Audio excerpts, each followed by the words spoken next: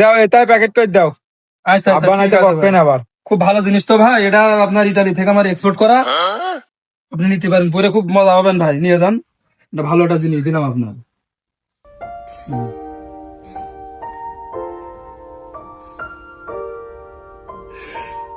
ঠিক আছে ভাই, ধন্যবাদ। তারা জিনিস ফিনিস লাগলি এসেন ভাই।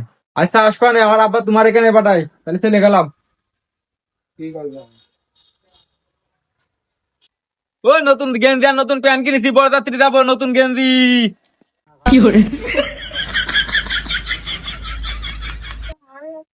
আব্বা আমার কিরাম লাগছে, টাইট গলায় দিয়েছি। আব্বা তাহলে আমি গেলাম। মানে এই শোন শোন শোন, আব্বা কও। উকা তোর অবস্থা কি? কি কিনেছি? তোর নতুন জামা কাপড় কিনতে দিলাম টাকা। আব্বা আমি ওই কাকার ওখানে গেলাম, তা ও প্রথমে 1700-1800 টাকা তো দেখাচ্ছিল। আমি বললাম যে আব্বা 150 টাকা দিয়েছে, তারপরে এই গেঞ্জি আর এই প্যান্ট দিয়েছে, আর এই টাই আমার বাড়ি ছিল। তাই তো, টাকা কি কম দিলাম? সব জায়গায় ক্রিপ্টো বানা করলে গেলে চলে। উকা তাহলে যাও বাপ। আচ্ছা আব্বা আমি তাহলে তাড়াতাড়ি ঘুরে আসি, গেলাম। ভাই ওই রহিমের নাকি বিয়েটা আপনি কি দাওয়াত পেয়েছেন নাকি ভাই? না তো কেউ কিছু কইনি, তোর কি কইস নাকি?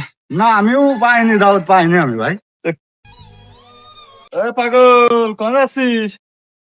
ওই রহিমের বিয়ে আমার দাওয়াত দিয়েছে, সেখানে আমি বরযাত্রী খাতে যাচ্ছি। আমার জ্বালায়ও না তিনি, আমি চলে যাচ্ছি। পাগল নাই, না আমার ভাই, তোর বাবার কাছে যাবো। টাকা পয়সা কি সব কবরে নিয়ে যাবা? একটা ছেলে তার ড্রেস আপ কিনে দিয়েছে, বরযাত্রী যাচ্ছে লোকের মধ্যে, মান সম্মান থাকবে না। এটা প্রতিবন্ধী ছেলে, আর গেট আপটা দেখো, তোমার ছেলের গেট আপটা। আমি দুঃখে মইরা যাই